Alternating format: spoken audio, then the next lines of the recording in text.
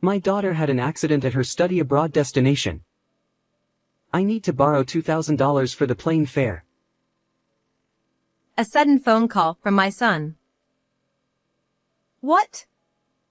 What did you just say? My mind was in turmoil because I had come to visit my granddaughter, and he had come to visit me. Because I was visiting my granddaughter and the daughter he mentioned was sitting next to me with a scowling face. Let's beat Daddy up. Ha ha. I agreed to her suggestion and decided to punish my lying son. My husband died in an accident when I was 60. We had promised to travel to many places in our old age, but that was suddenly taken away from us. My granddaughter said, "Grandma, let's make that dream come true with me." My granddaughter Emma, who was 9 years old at the time, said to me as I was feeling down. From that point on, she and I made it our goal to travel abroad together. Thanks to my caring granddaughter, I gradually began to walk forward. My son and his wife had lived in the neighborhood since their marriage, and since they both worked, my granddaughter would come home after school at my house. My daughter-in-law, Susan, would pick up Emma after work, which was her routine on weekdays.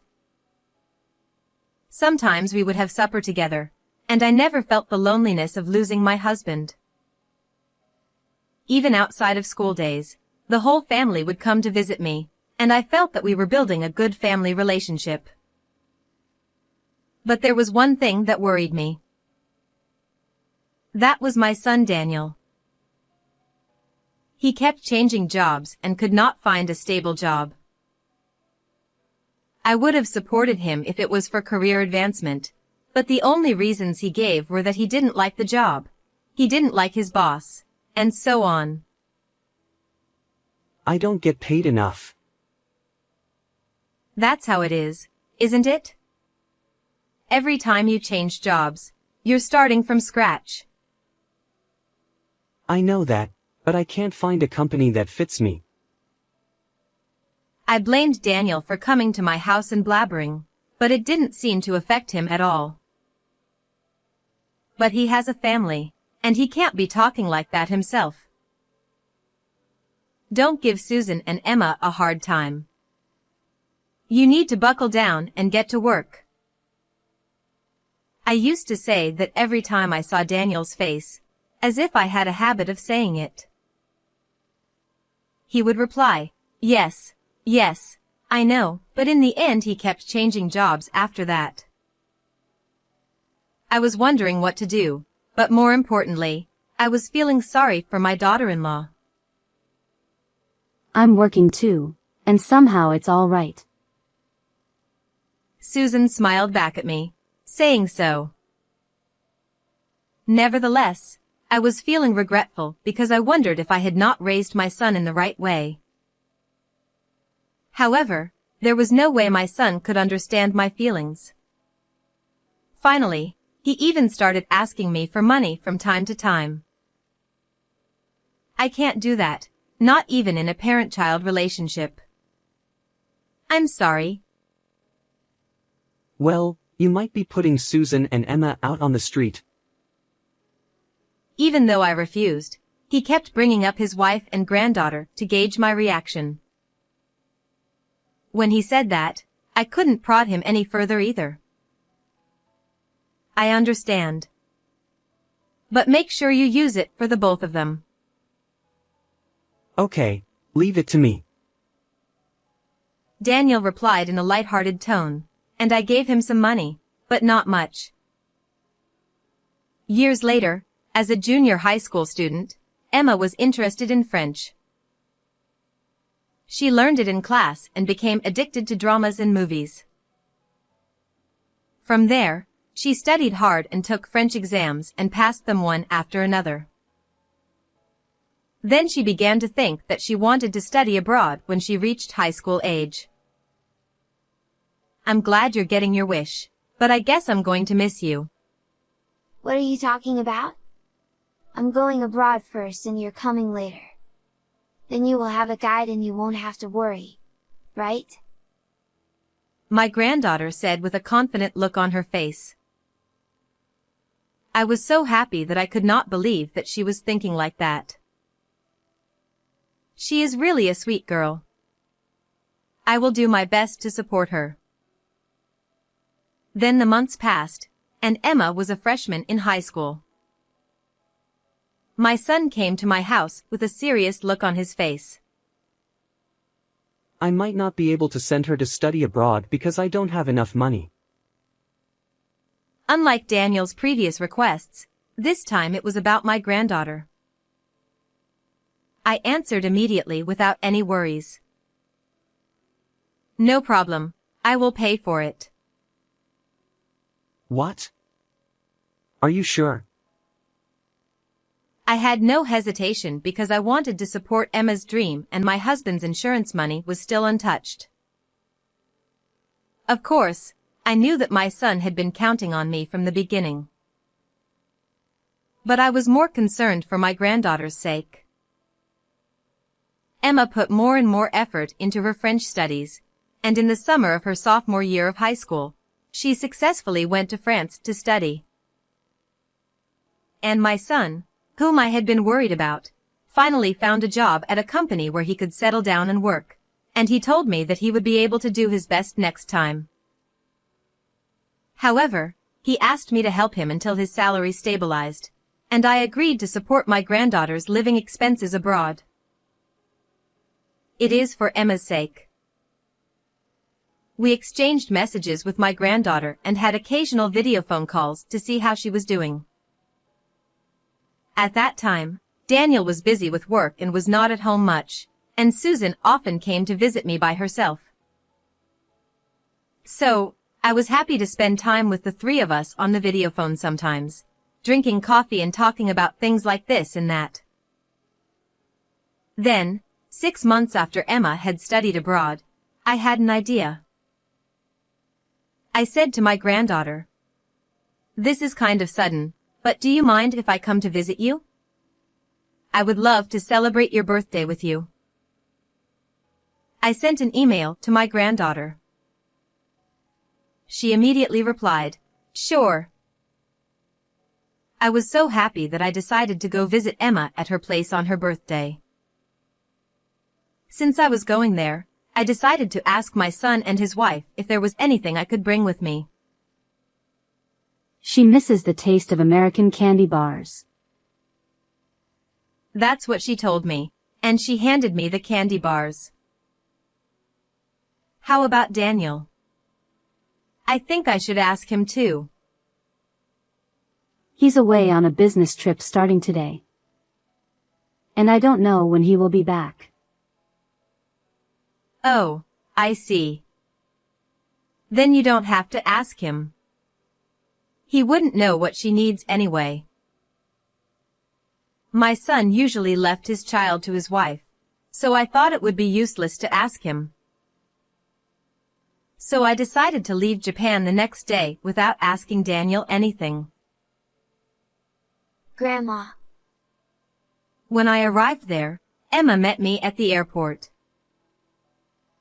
We were happy to see each other again after 6 months, and we spent as much time as time allowed, sightseeing and chatting. Although there was a time difference between the US and France, we were so happy that I didn't feel tired at all. On the day I returned home, as I was packing my bags at the hotel where I was staying, I received a call on my cell phone. Oh dear. Who is it? I looked at the screen and saw that the caller's name was Daniel. I pressed the call button, tilting my head at the person who rarely calls me. My daughter had an accident at her study abroad destination. I need to borrow $2,000 to pay for the flight.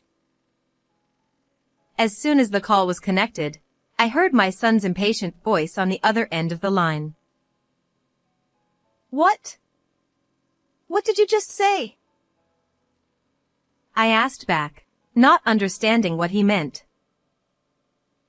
Thinking it might be a wrong number, I checked the screen again, but it still seemed to be Daniel. Banks are closed on Saturdays and Sundays, aren't they? Besides, I'm on a business trip right now. I'm going to pick up the money directly at home on Sunday, so get ready for me. Yeah. Confused and overwhelmed by my son talking so fast, I could only say, okay. Oh. Then don't call Susan. She's panicked and in no condition to talk. He told me that and unilaterally hung up on me. What the hell is going on?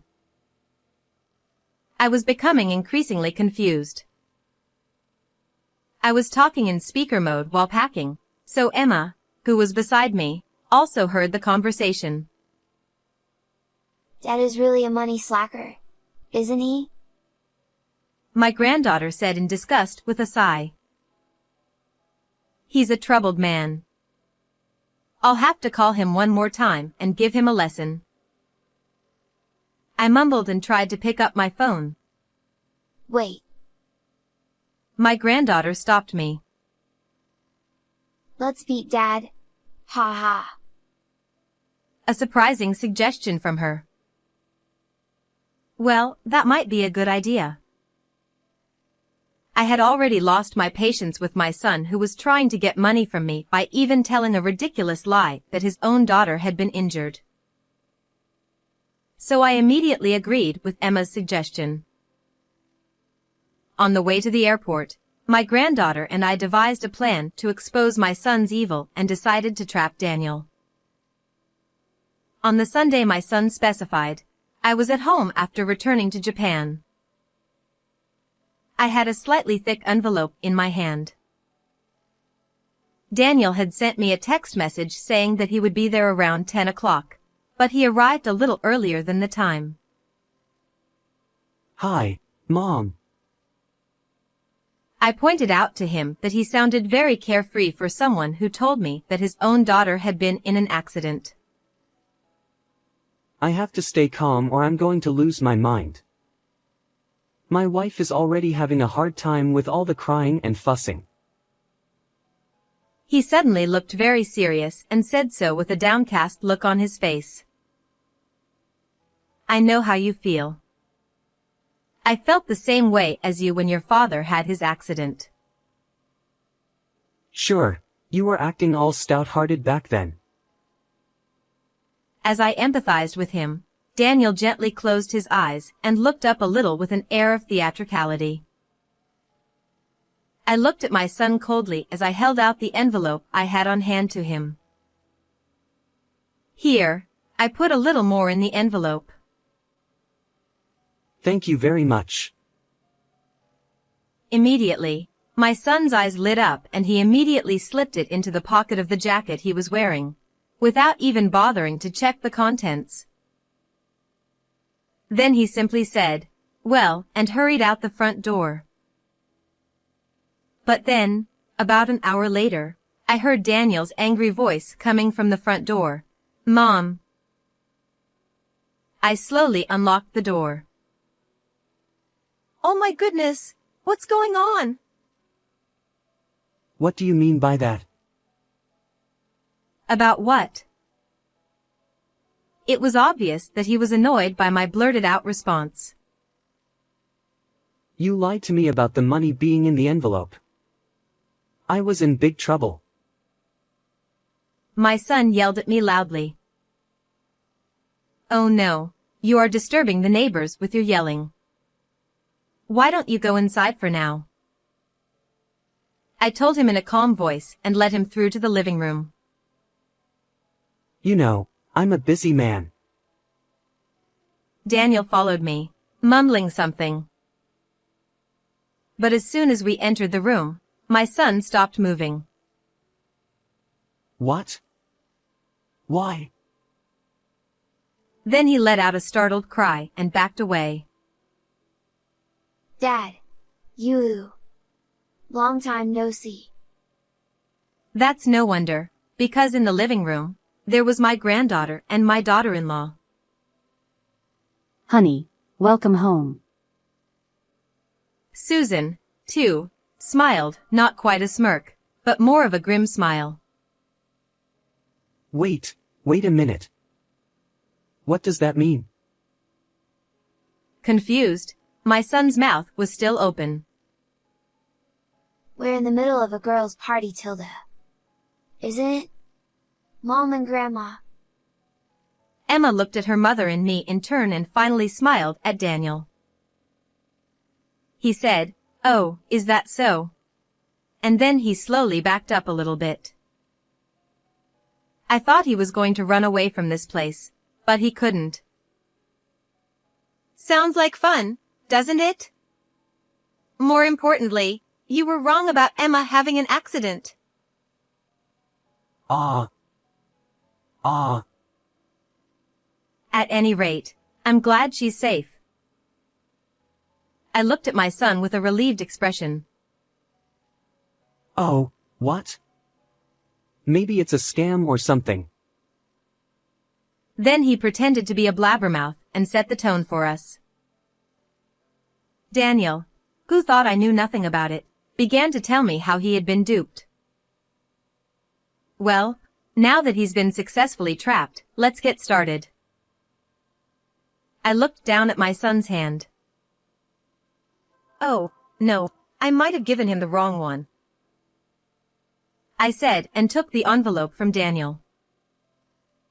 Then the contents of the envelope splattered out onto the living room floor. Oh, no. My son panicked and tried to pick them up, which were scattered all over the place. Perhaps because he was in such a hurry, he had a hard time picking them up and even started mumbling and complaining. Damn. Then my granddaughter got up from her chair and slowly picked up something that had fallen at her feet. Huh? What's this? Emma deliberately widened her eyes and showed exaggerated surprise. Yes, in fact, what was inside the envelope was not money, but photographs. What? Hey, Dad.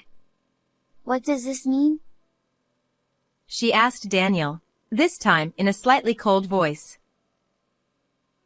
Well, it means. He was slurred by Emma's questioning, and his point of view was not clear. It was a picture of my son walking into a payday loan. You had a debt, didn't you? The collection started and you couldn't do anything about it. So your idea was to trick me into taking the money, wasn't it? After I said this, I thrust the demand letter that I had prepared on the table in front of Daniel. Why do you have this thing? Where do you think I was when you called me? Huh? I don't know about that. I thought you were at home watching TV. Surprised, my son answered my question honestly. Well, sure, that's the time I usually do that.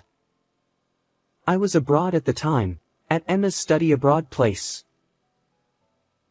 Daniel rolled his eyes at my answer and mumbled, "Well, why?" I was visiting to wish her a happy birthday. My son, whose head must have been spinning, didn't say anything back. After a while, however, he strode up to his wife and said, Hey! Why didn't you tell me my mom was overseas? You must have known about it anyway, now that you're here too. Daniel squealed at Susan as if to question her. Then his wife stood up and glared at my son. Yes, of course I did. I asked her to give Emma the candy bars. I couldn't talk to you since you never came home. Not to be outdone by him, Susan retorted at once. Daniel choked up and fell silent. I was calling my daughter-in-law after making plans with my granddaughter and deciding to trap my son. Then she didn't seem to be anxious. Finally, he even decided to pretend that even his own daughter had been in an accident. She was stunned. Everyone in the family knew that he had been sloppy with money for some time. In fact, when Susan was cleaning the house, she found a letter of debt demand addressed to Daniel. She was curious about what Daniel was doing with the money, so she apparently followed him several times and took a picture of him going into the payday loan. When I heard this story, I asked her to help me, and the three of us decided to punish Daniel. So this time, I pretended to be fooled once to lure you in.